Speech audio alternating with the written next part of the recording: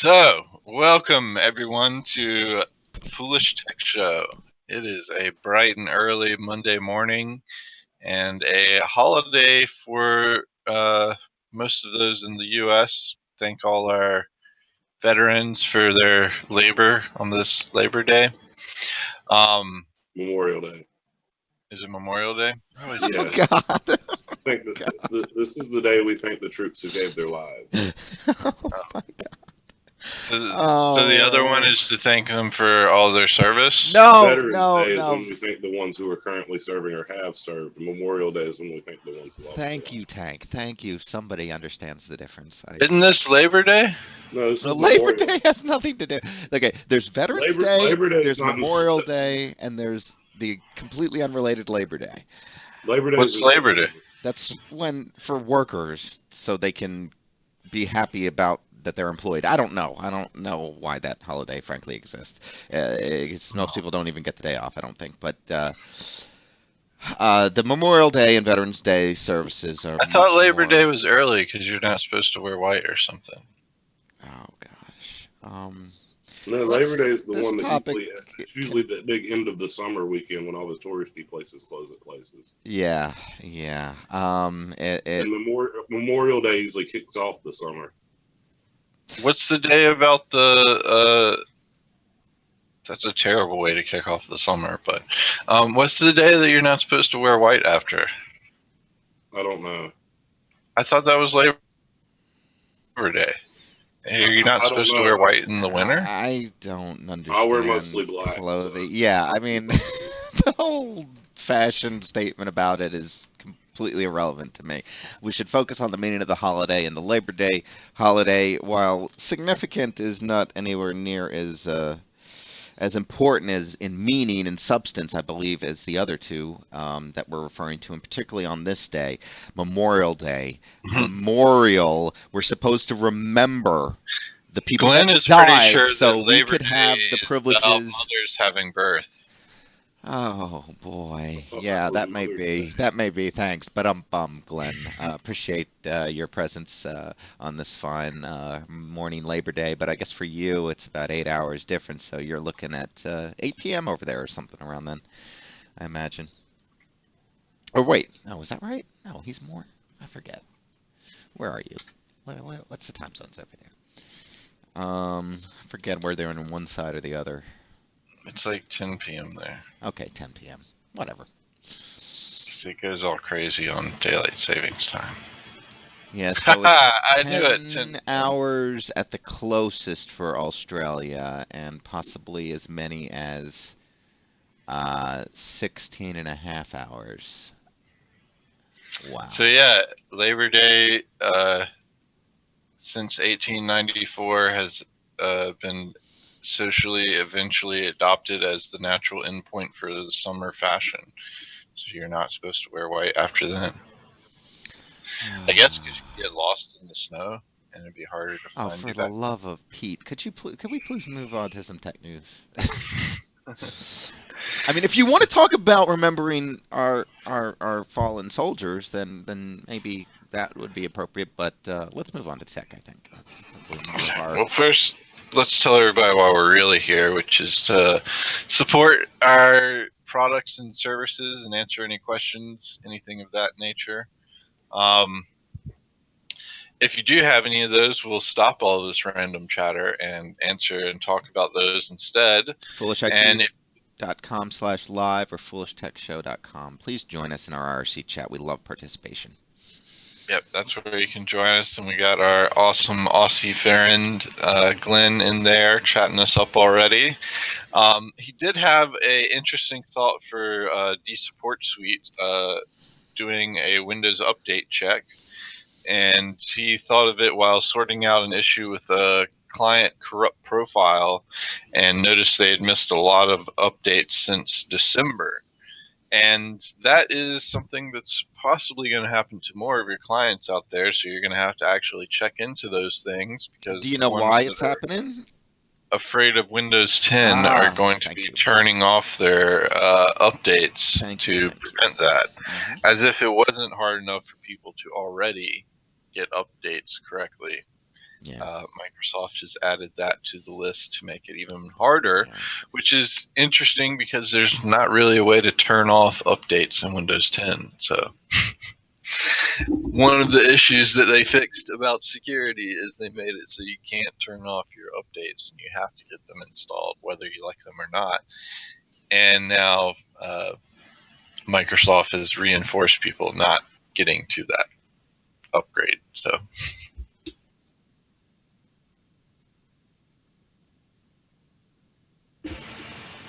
I still have yet to find a program that works in Windows 7 and does not work in Windows 10. So I'm still not sure who has compatibility issues to not be able to do that. It's mostly, from what I understand and what I've seen from experience with my mother's business and a couple of other places she's worked at. It looks like there's several pieces of software that are dependent upon for their organizations, particularly pieces of software from a company I believe called Oracle, that they've basically ceased testing beyond Windows 7. It just means that they don't support it on anything other than Windows 7. For larger organizations like the one she's involved in, they obviously rely and depend upon support, long-term support for their applications and their products. And because the upgrade to Windows 10 would allow Oracle to not support them anymore, they are not doing that. So it's not an incompatibility issue of sorts, but it is in a way. Yeah. Glenn points out that device drivers are his main encounters. I guess I really haven't had that wide of a stretch of devices to test against. I've used drivers that were made for basically Windows, very earlier versions of 64-bit Windows under Windows 10, and it's succeeded. I have actually not had Windows 7 on Windows 10. Windows 7 drivers. Yeah, absolutely. So that's an interesting thought you can try, Glenn. I don't know how well that would be supported. I mean, it was a couple of pieces of older hardware that I have. I can read them off, but basically these are old school storage controllers that were built into old motherboards that I have that were built way before Windows. I believe even Windows 7 was released, let alone Windows 10. And I was quite surprised, frankly, to be able to get drivers and to have them install as seamlessly as I did. Early in the early days of me having to get drivers in Vista, I remember I'd have to put on the developer mode or whatever to allow unsigned drivers to be installed and things of that nature. But that really hasn't even been an issue with Windows 10 for me. So some of the experience I have on Windows 10 with old hardware, though, is on my 32-bit platform as well. So, it may be a little bit more difficult in some cases for the 64-bit. I know the driver requirements for those are a little bit higher, but I have seen it work. So. Well, they didn't really change their drivers much since Vista. I mean, Vista was a full overhaul of the OS, so they did change drivers at that point. But past that point, video drivers have been the only thing that's gotten like a major overhaul since then, right?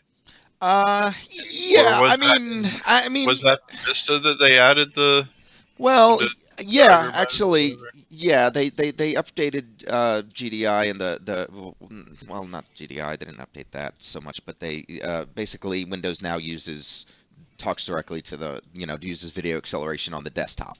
And that was introduced in Vista with a big problem, actually, and then they fixed that problem in Windows 7. But long story short is, yeah, there haven't been significant changes to the driver model. Brantley is generally right about that. There have been some movement there, and certainly drivers and as a whole have changed. But the model, the framework on which drivers are built for Windows 10 isn't significantly altered, and the most place that it's altered is in the graphics framework. So Brantley's right about that.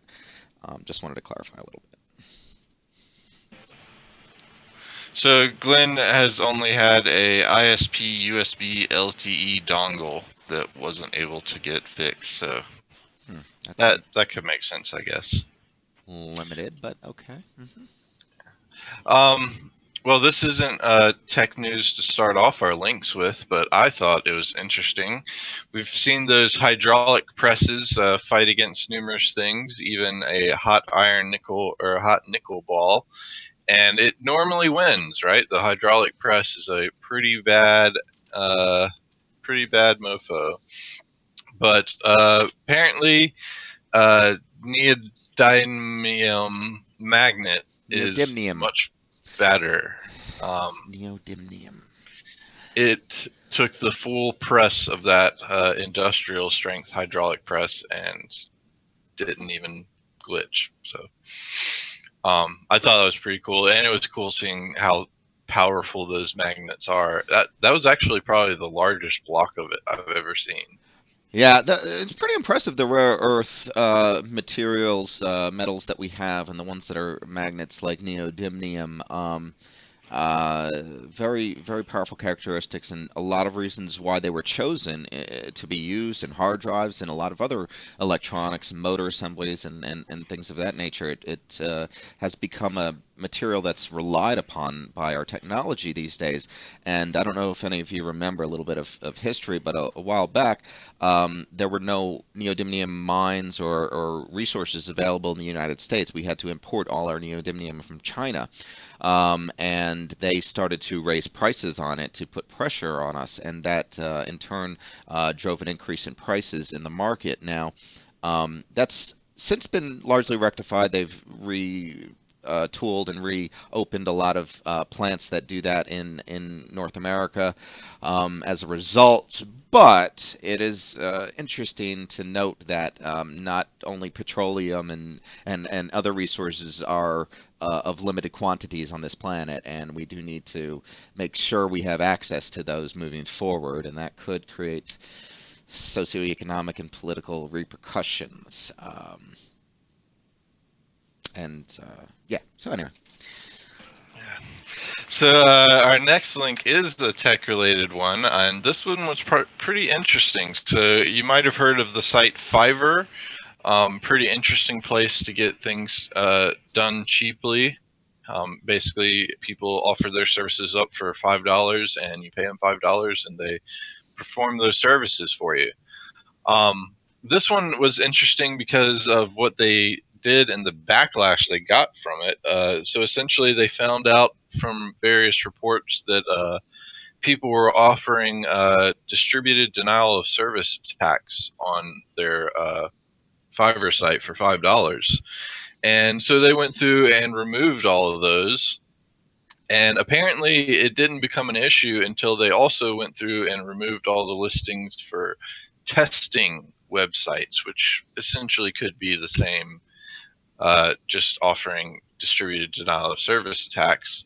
But after that, Fiverr suffered a 6-hour distributed denial of service attack. So I guess it's dangerous to remove dangerous things sometimes when they can affect yourself. So I thought that was pretty interesting.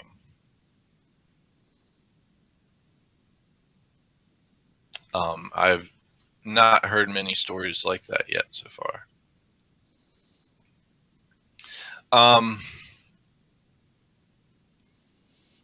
I thought this was a really interesting article as well.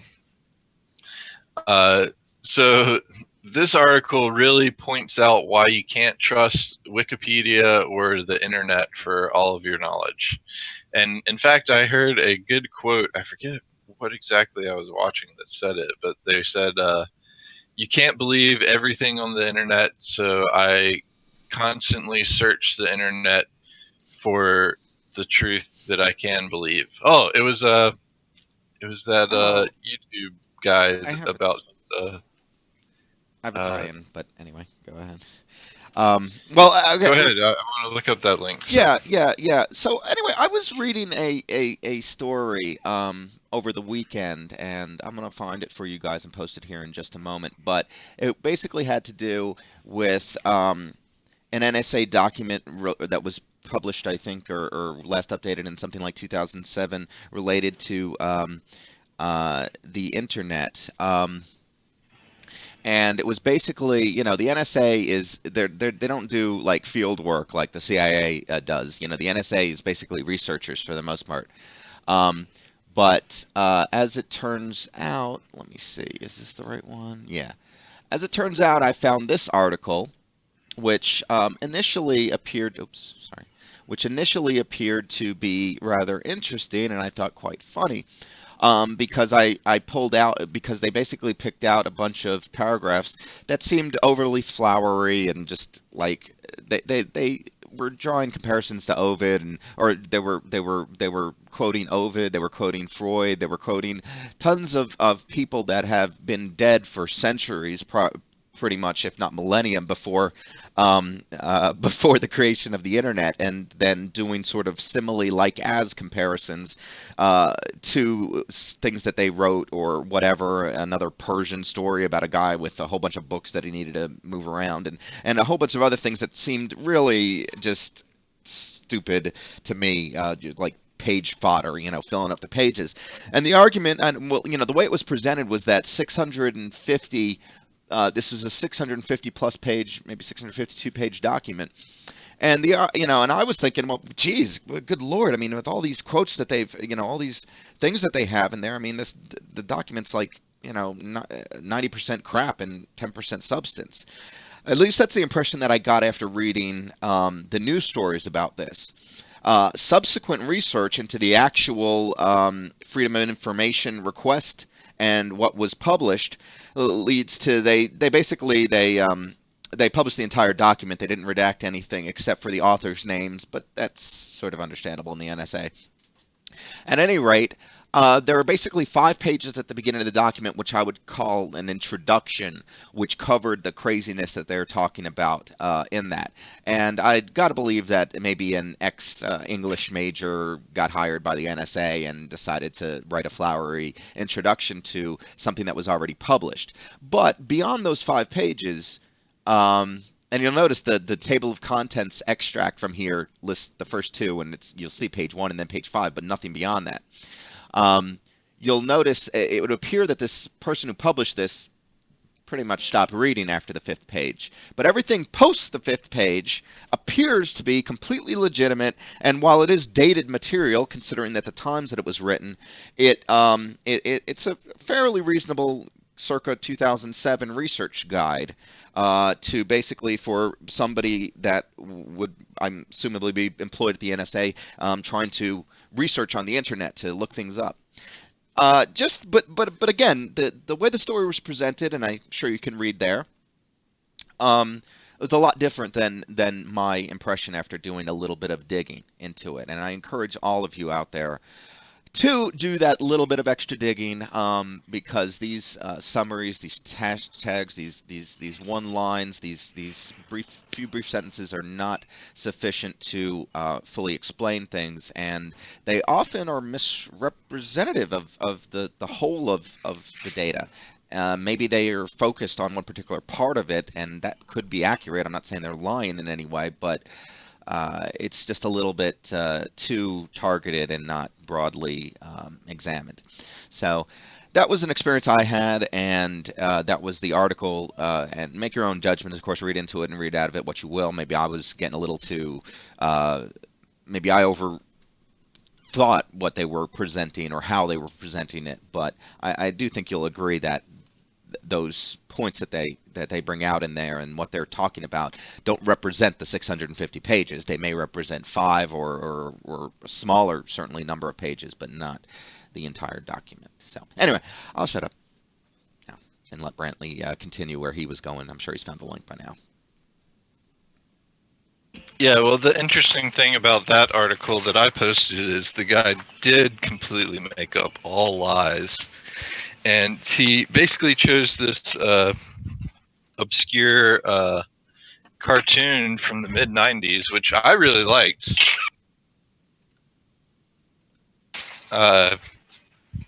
About street sharks. Did any of y'all ever see that show? Street Sharks? No, I don't. Never heard of it. So it's essentially these kids got it was a blatant ripoff of the Teenage Mutant Ninja Turtles time. But essentially, these kids got injected I with do remember some that. I do. It was a genetic stuff, and spin-off. Yeah. Hmm. they turned into Not a half spin-off. shark, half people. Yeah, it was questionable, But but there wasn't a lot of detail on the internet about it, and this guy found this site that was pretty reputable about TV shows. And most of the TV shows, like the important ones, you had to like prove why you should be an editor for this page and contribute. So lots of the source material on that site was highly regarded as being correct and truthful. But for some obscure shows, there wasn't any checking process that you knew what you were talking about or what you were doing. So this guy just went through and made up entire series, like completely nothing based on Street Sharks the show at all. But he just made up entire episodes, made up entire plot lines, made up a whole new character even. And he watched it propagate around the internet. Other places started picking it up. People started looking for the information he was talking about and being like, "Oh yeah, I remember that female Street Shark character that they introduced," and he completely made that person up. So the article goes through and kind of quotes and cites some various places that this happened to. So I thought it was pretty interesting and definitely a good reason why you can't believe the internet for all of your stuff. thank you. That's a very good topic. That ties in very nicely with what I was talking about. Thank you. But the video that I saw about the funny line about the searching the internet for the truth is from Ultra Spiritual Life episode 13, Truth About Conspiracy Theories. This is the same guy that did the If Meat Eaters Acted Like Vegetarians. That was so very funny. So highly recommend his videos. They are pretty super funny. In that episode, he actually goes through and explains a lot about the actual truth behind some of the conspiracy theories out there on the internet. So I thought that was good. So speaking of trolling people and doing things on the internet, this one was a pretty funny one. So this guy is a comedian, and he decided to do an entire bit on Facebook Messenger. And some of the fun things he did was essentially just adding people to a group and then saying something about what they're all doing in that group and then just leaving the group. So, like, one of the funny ones he did was he added a whole bunch of his old high school friends and some other people to a group with his mom, and then introduced the group as, "Hi, everyone, this is my mom. Ask her any question you'd like, and she'll do her best to answer," without telling any of these people any of this. And then that one he stayed around in and did the trick where people leave the Facebook group and then he just re-adds them. So you can do the same thing pretty much in Google Hangouts if they have their security settings set low, or you are a friend of theirs and they have their security settings set for you to do that. But Facebook Messenger pretty much makes it a lot easier to do that from what I understand. Some other fun ones he did was sending sexy photos of himself to the completely wrong person on purpose, but then acting like it was a mistake. So some good stuff you can do with internet messaging, I feel. If only Michael was on Facebook, I would have already done it to him this weekend.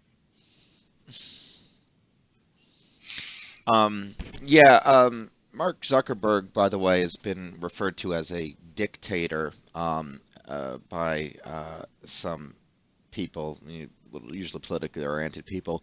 And the reason being is there's not many countries that have that serve the population that he does. There's well over 1 billion Facebook users, and apparently about over 60% of them entirely get their news from Facebook, entirely.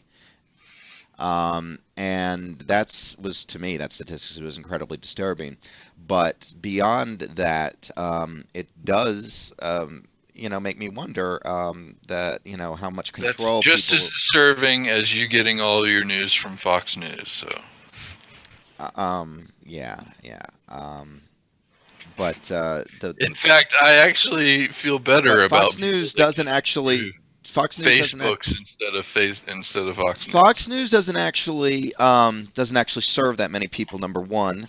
Number two, the Fox News, while not Now completely not. Facebook doesn't serve that many people either. They just have over a billion users. They don't have over a billion active users. Well, I don't know. It's up there. But at any rate, there is absolutely no regulation on how Facebook, pretty much runs its show. There is a little bit of regulation with some of news agencies and things like that, and certainly they're bigger targets.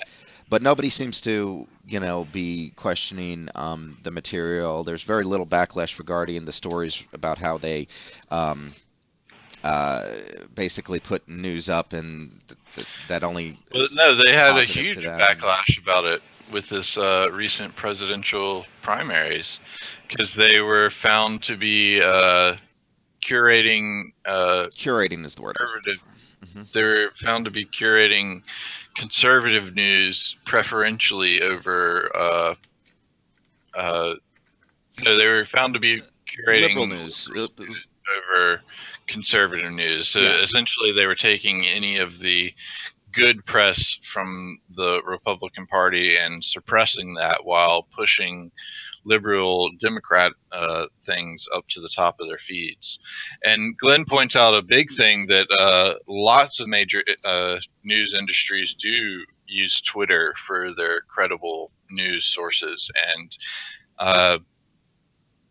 that show, the HBO show, did a really good episode on that. Um, the newsroom, they did a really good episode on that.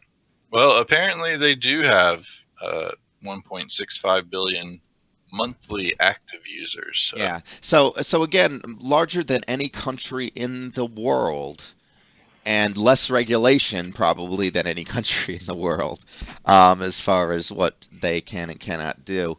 Um, it's surprising, very surprising, that basically our population in this country and largely around the world has basically turned their trust from traditional news sources to Facebook, who has proven to, again, curate and pick the news that is popular with their viewership. And that's not what a It's news also agency does, but they don't very claim to be a news surprising. agency. So that's even weirder that people would trust somebody that doesn't even claim to be something that they're looking for, but whatever. Also very surprising that you've never heard of two countries called China and India, which have over a billion. Yeah, they do have over a billion, but not that many people, and not nearly that many people vote in those countries too. So I mean, again, the amount of control is far in excess for Facebook in comparison to anyone else. If you look at our country, I think Facebook has how many times the number of users that the number of people in this country, entire country, the number of people in all of North and South America combined. I mean, that's crazy. Yeah. Um, but still, they look at it for a news source because they're going off of what other people are posting. Not Facebook doesn't post anything except ads. Yeah, you're right. They don't create the news. They just repost other things that they find And agreeable. they do call it a news feed, so They do call it a news feed, but they're themselves not known as a news agency, and they don't have to, apply any journalistic principles to anything that they do. They're not. It's not. Yeah. So, but again, people look to that for their news. Um, they might as well just look it up, you know, any sort of blog or any sort of feed and read the comments, and that's about as, you know, accurate as you can expect those stories to be, because they've basically just been reposted of things that's already on the internet. Um, and this isn't the first time that we've discussed that blatant lies have been pushed forth and swallowed up by billions of people, or a billion plus people, and there's never any question about it until people start to do a little bit of background research. Uh, I'll stop ranting. I'm sorry. Oh, what about the Pong thing? I thought, was that the same thing we talked about on Friday? Yeah, I think it is the same thing, isn't it? Not sure why it was posted twice.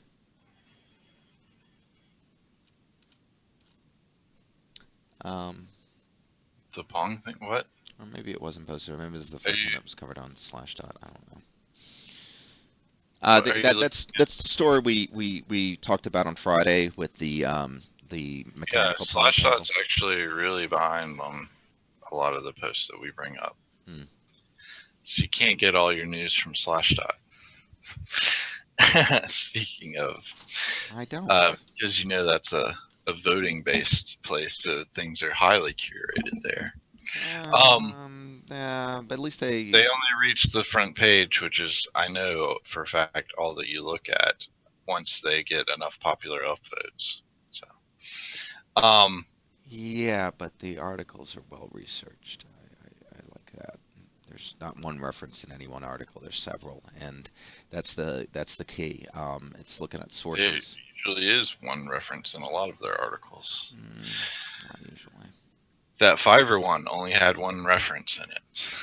I got that one from a Slashdot post. Let me see. Where's that Fivver one?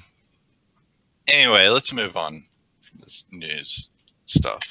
So I thought this was a really interesting video. Basically, this guy is talking about Apple Repair and really bashes on it. Now, the reason that I really liked this video is because he tears into Apple for this, and it's actually majority of the computer business in general that does this. So we're all kind of partially at fault for this throwaway economy that he completely despises. But I also wanted to point out that this is really the skills you should be learning if you're worried about robots taking over your jobs, because this is the skills that are going to help continue to keep a job even when robots take over, because they're always going to need things replaced and parts fixed and things of that nature. And it is going to get to a point where essentially it's going to be more cost effective to replace the actual components on the board than it is to replace the entire boards themselves. So this guy, essentially his issue was he had a MacBook Pro that the keyboard and trackpad didn't work on. He noticed in the schematics that the keyboard is attached to the trackpad, which is then attached to the board. So he had a couple points of failure: the keyboard, the trackpad, and the board. So he had a replacement keyboard and trackpad that he could try out. Tried those out, still didn't work. So now he knows that the issue is in between the board and talking to the trackpad. So he went further and looked into the schematics of the board and found that there was a resistor that controlled the board, and this resistor should be working if it's able to, or this resistor is basically the main reason why the keyboard and mouse pad should be working if the computer boots up, and which it was. So the computer boots up fine, it's just the keyboard and mouse pad don't get recognized. And he found out that there was supposed to be a 0 ohm resistor there, and within a few minutes he replaced the 0 ohm resistor that was broken, and keyboard and mouse pad were working again. So I know there's been a lot of boards that I've had that I probably could have pulled out a multimeter on and figured out a lot easier than replacing the entire board. And I have replaced capacitors and DC jacks before, so all of those things are easy to do and can save you hundreds of dollars versus a few bucks for one of the components and a little bit of time to do it. But one of his biggest points about it was that if you had sent this into Apple for it, you wouldn't have gotten any data back. So not only would they have just replaced the board, so thrown out an entirely good board and just sent it to recycling, probably, they would have sent you back a fully blank. You mean China, right? By sending to recycling, you mean shipping it on a big boat to China and dumping it there, right? No, actually, Apple does a lot of recycling. They made like a couple $1 million or a few $100 million off of their recycling program. Oh, do you have an article on that? I didn't know We've that. talked about it on the shows in the past. You'll have to go back and watch them.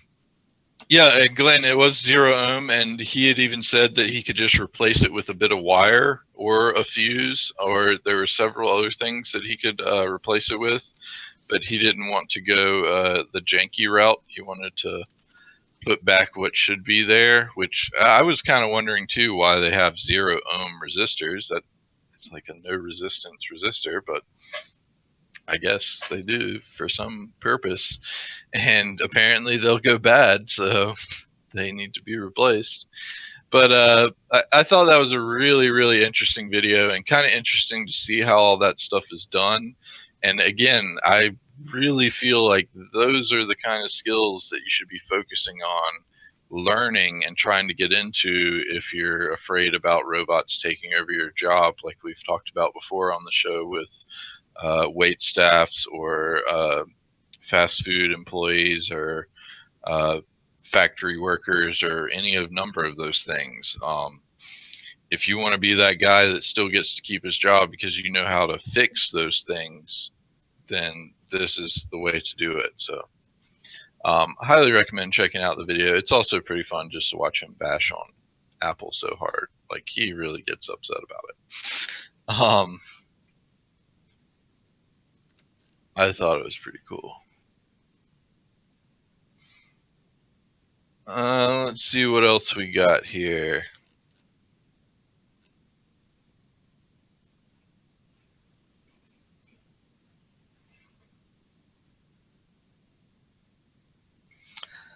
Yeah, interesting, Glenn. Yeah, I knew you did some of that down and dirty tech work, as I would probably call it.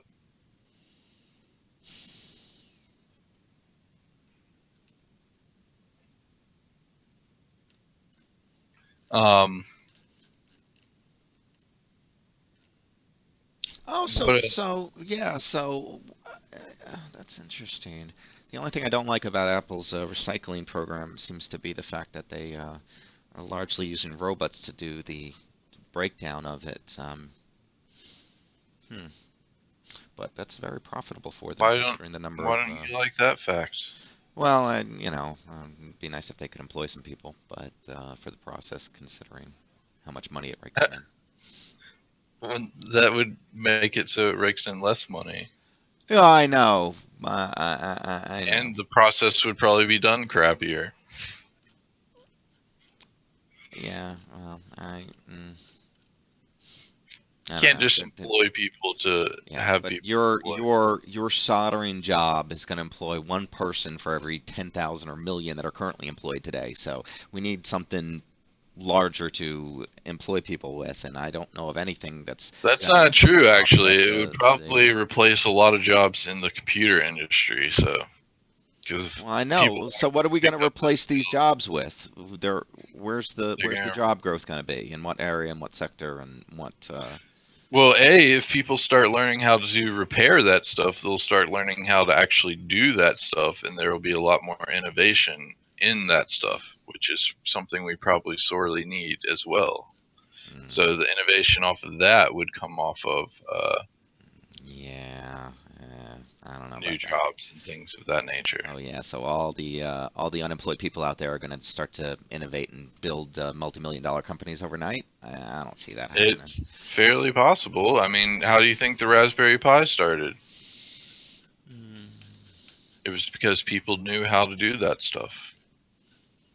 And they figured out, hey, I could do this in a really tiny form factor and for really cheaply. So It's more of a. I mean, honestly, the two things out there that are going to be good job markets going into the future are hardware and software.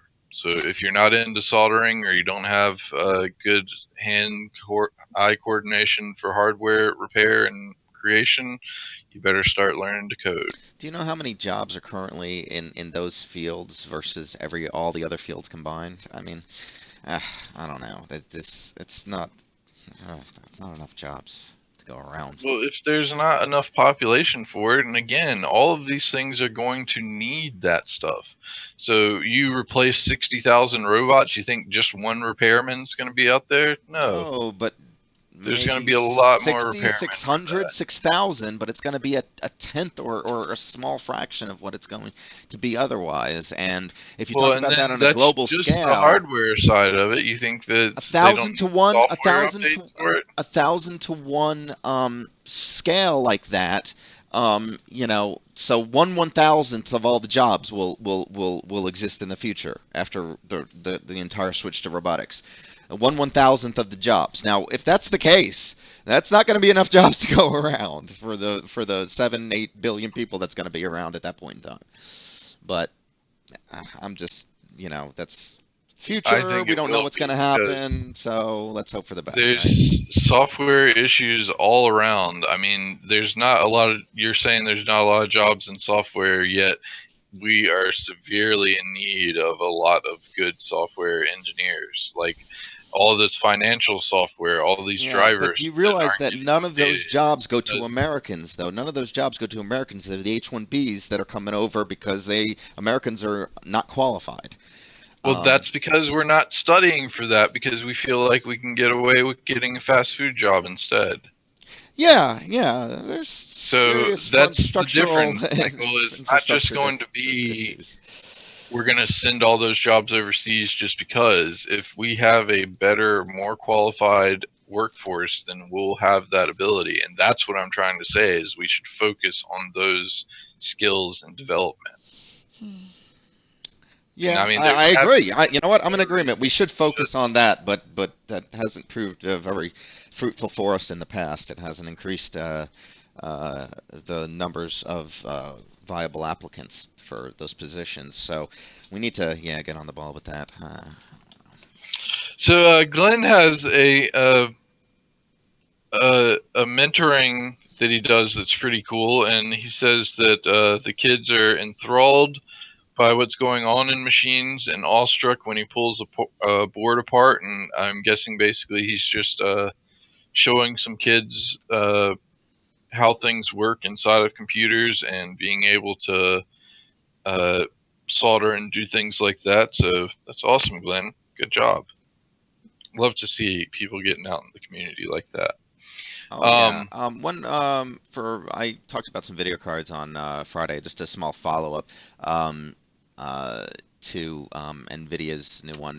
I was surprised at how inexpensive the cost of this card is. It's about 70% of the performance of the 1080. But it's only retailing for under 300 or under $400. I think it's $370 is what it's going to be when it reaches the channel for the third party for add-in board manufacturers. I thought that was very interesting, and looks like that's going to be the sweet point for bang for the buck on the higher It is a end. pretty nice card. Are you going to get one? I actually am thinking about that. It seems to be the 970 is as you know, since you have one and you and Nick, it's one of the most popular cards that NVIDIA has ever produced, and it's one of the reasons is it had a good price point. This price point is actually cheaper than the previous price point for that card, and raises the performance dramatically, and doesn't suffer from that slight issue where if you go over 3.5 gigs of RAM usage, it starts to slow down the memory bus. None of that applies to the 1070. So I'm really impressed with NVIDIA's launch, other than the fact that they lacked supply for the launch. It was largely, in my opinion, paper until probably the end of this month or beginning of next. But the solid, the engineering, the product itself, these are awesome, and I would Well, encourage anyone from what looking I for was an looking upgrade. at, that if you did 2 of those and the SLI stuff, you would actually get far better support or performance than you would with going with the 1080, right?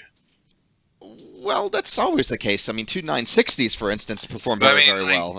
But it would be just like it would be like $50 more than getting the 1080. well, okay. So You'd the be difference getting is effectively like there's a couple of two differences between the two. times faster. Architecturally, the only real difference is the memory bus, or the memory. Basically, the 1080 uses GDDR5X, while the other one uses just DDR5.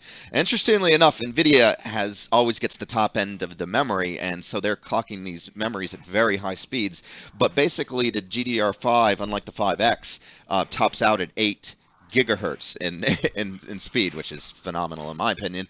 But the GDR5X goes up to 10 and beyond gigahertz for the memory speed. Now, ultimately for bandwidth, this isn't quite as bad. There have been a lot of introductions of memory compression technologies, which both AMD and NVIDIA have embraced, and it's basically allowed them to stop. There was a time when they had 512-bit memory buses and 384-bit memory buses, but now almost all exclusively the higher-end cards now only have 256-bit memory buses, and that's because of the huge improvement in bandwidth that they've received over the memory technology evolution over the years. But the 1070 is it's really the price, and this is what I can actually thank AMD for with their Polaris introduction. One of the things AMD was targeting with their release, and they haven't actually released it yet, but one of the things that they're targeting is more power efficiency, and they're actually trying to undercut them, NVIDIA, but only in the lower end of the market segment. So they're going to go for low power and good bang for the buck, like they've always done. But it's only going to be on the low end. Now, NVIDIA, I didn't think would be worried at all because they have control of the high end, and and I don't know. I just didn't get the impression that they were feeling much of a threat. However, the very fact that they introduced the 1080 at such a low price point, virtually, $600. Now, granted, you buy today, you'll pay at least $700, if not $800, because of the low supply. But Okay, I have to interrupt you because I stopped listening to you a long, long time ago, and I'm sure everyone else did. Because TKI Bob has some interesting links here that I wanted to point out about 2 ransomwares. We haven't talked about the first one. The second one kind of sounds like Jigsaw, but let's start off with the second one. So the new Russian ransomware spotted in the wild. That one, it's essentially, it sounds like the Jigsaw ransomware, where it goes through and encrypts your files and then also deletes them if payment's not made in time. But that one is going to be blocked by Crypto Prevent easily, since it's in the startup folder as an exe. So that one is fine, I think.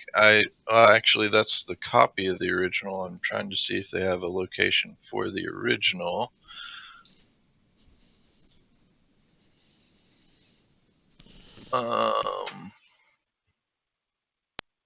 They don't go into many details on where the original is.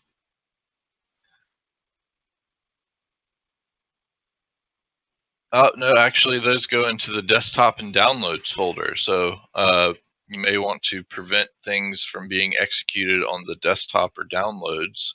And you can do that easily by adding your own custom blacklist. For the desktops and downloads, you just do %user profile desktop or downloads.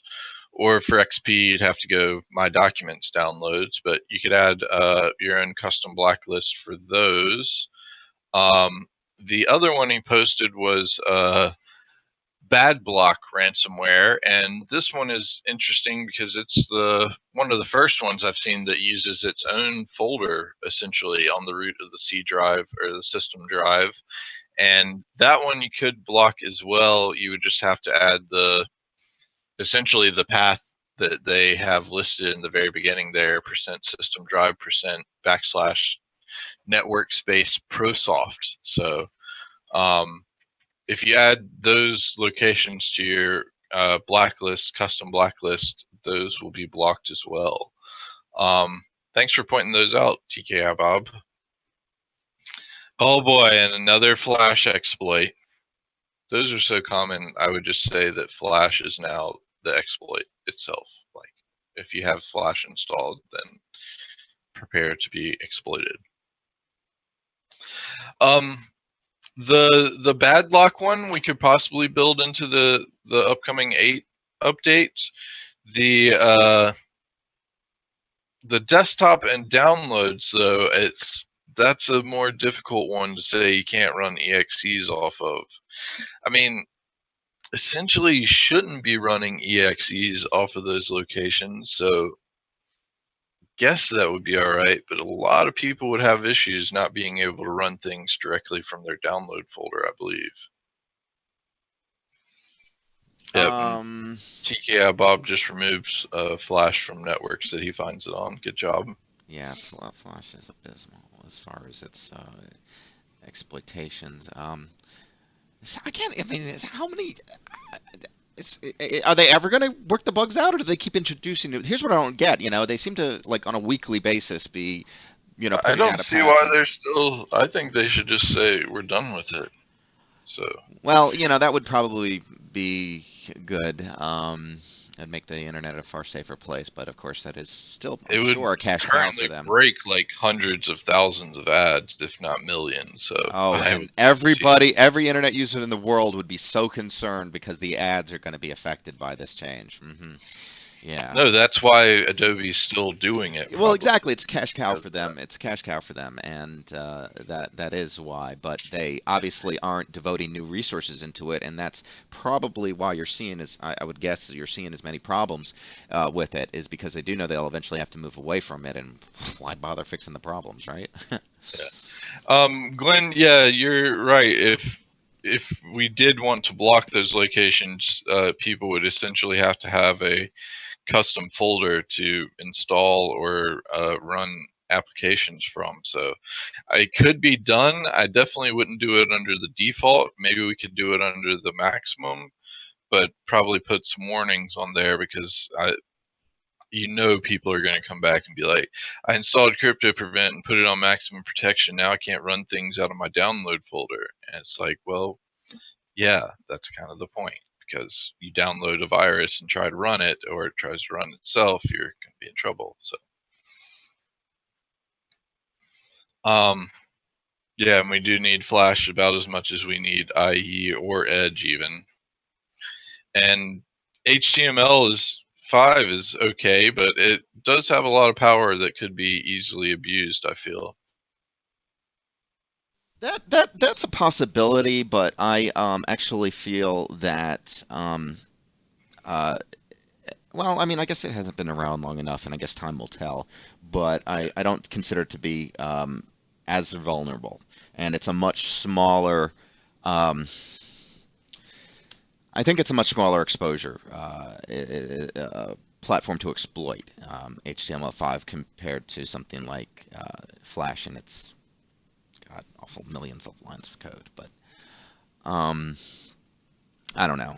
That'll be interesting to see. I just have not seen any specific, like, nobody's throwing up their arms that HTML5 needs to be deprecated or that it's vulnerable, or, I mean, maybe it is. I don't know. I'd love to hear the stories, but I just don't see them finding these types of vulnerabilities that they do with Flash. Well, I feel that would be a lot easier controlled by the browser and would depend on the browser a lot more, but so as long as the browsers keep up to date, then you would trust HTML5. Yeah, okay. A little, well, definitely more than I trust Flash, but that's not saying much. but HTML5 does give you a lot of system style access and can Well, be. you do know if you're using Node.js in any browser that supports JavaScript, effectively you've got entire system access to, for applications, for web-based applications. So Yeah, well, it's similar thing with HTML5 from my limited experience with it. It has some pretty powerful things that you could use for okay. All right. Well, I'll have to look even into that a little bit fairly. more. Honestly, I haven't looked into it. So yeah. Okay, cool. Thanks. And I feel like it is probably the fact that it's not as widely adopted yet, so that they don't focus on that. It's easier to write for Flash right now than it is for That's a HTML5. very good point. That's a very good point that you bring up. Yes. But they will eventually have more of these more powerful features and easy to deploy code snippets. So I feel like that will be coming around the block soon. We'll see. But we've almost reached our hour. We have a few more minutes since Michael delayed us with his audio block pop-up thing there. But we'll go ahead and start to wrap it up here. Some awesome stuff brought in at the end of the show here. Thanks, everyone. And yep, there's always going to be more backdoors and vulnerabilities, and we definitely do need more ethical hackers finding and working with devs for it. And we need to reinvent our laws so that we don't put people in jail because of it. That is another article. Let's see if I can find that real quick.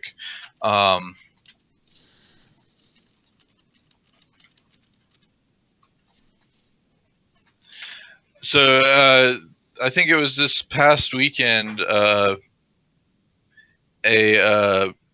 researcher got raided by the FBI because he had found a publicly accessible FTP server, and there were healthcare records on it. And he reported it to the company, went to another company that works with these kind of things to responsibly report this. And they both tried contacting the company several times. Company didn't do anything about it. They didn't do anything about it until the guy went to the press with it. And when he went to the press with it, they decided instead of just fixing the issue, they would go out and have the FBI arrest him and raid him under the computer fraud. At gunpoint, no less. At gunpoint, no less. And there's the article about it, or a article about it. I don't know if that's the one I read specifically. But yeah, that's insane. Mm-hmm. That is absolutely insane. Mm-hmm. There's absolutely... They said it was unauthorized access, but is that really unauthorized access if it's a publicly accessible, anonymous FTP access? Yeah, well, the ways, this is the problem with the laws. The way the laws are written, if you do anything to get the data, and unless you're specifically invited, basically, to the data and you access it, you're gonna run into problems with our current laws that they're written. Well, that's essentially what happened with Weave as well, the notorious hacker with AT&T, which all he did was he changed a letter in the web address, and he started getting iPad users' information. You do know that there are laws against the healthcare information that this type of people. So in other words, those companies were in violation of laws as well. They were the ones, and this has been publicly accessible since back in before 2009. Do you know? You know what's even worse? What healthcare professionals are doing now on Yelp? I don't have the story right in front of me, but Yelp, where you review businesses and other things that that you services providers. So a woman basically, had a bad experience, and she posts her rant, as it were. I mean, it was well founded. I mean, honestly, if you look into what she said, it sounded like the guy and the practice were all jerks and idiots. But so basically, the response by the doctor was talked in detail about their daughter's condition, the diagnosis and the treatment and everything like that, and go on so far as to start blaming the daughter for crying, or the child. I forget it. Maybe it wasn't a daughter, but so far as to blame the child for being unruly and or whatever during the procedure or whatever it is that they were doing. Anyway, long story short, they just posted that on Yelp, violating God knows how many patient privacy and information things. And yeah, and the doctor and the doctor's office in response to it, oh well, all those people no longer work here, so it's not an issue. But that doesn't help this woman and the privacy of her child and the totally irresponsible, healthcare professionals involved in her child's treatment. And it's and the yeah, argument. Michael doesn't know what a rant is, and yep, we are out of time, so we'll cut Michael off now. So I'll end the show on a little bit happier notes. Glenn spotted on Twitter Minecraft How to Train Your Dragon. Interesting fact that Minecraft is going to have P2P or P versus P servers coming up soon, if not already, where you can go and just fight other Minecraft players. Interesting. But really? Weird. But to end it off, I think we'll end it off on these two interesting Star Wars links that Michael said he wasn't going to talk about on Friday, but now I'll post them because I can. One is you're able to fully suit up as a stormtrooper, so you can get a full stormtrooper setup. That's pretty awesome. If you want to be a stormtrooper, you now can be, and be careful, it's going to be hot in the summer. And the last cool one is these are probably the most interesting high heels I've seen. They have BB-8 built into it, complete with spinning action. I thought that was pretty cool. I know high heels are definitely probably hard to walk in, but I would imagine those might be a little bit more difficult, but still a pretty interesting role. So, yep. And otherwise, I think we'll go ahead and wrap her up for today. We'll be back at 10 a.m. tomorrow on Tuesday. And again, we are here to answer any questions or provide support for any of our products or services. So if you have any of those, we'll be more than happy to talk about those instead. But otherwise, glad you liked the show, and thanks everyone for joining us and contributing awesome content. Glenn, TK, Bob, thanks everyone. Definitely a pleasure, and we will see you all tomorrow. And yes, thank anyone if you know a person in the military or are one. Thank you. Thank you, Granddad. I appreciate your service. Oh, I have to stop the show. Okay. Yep, you do. Gotcha.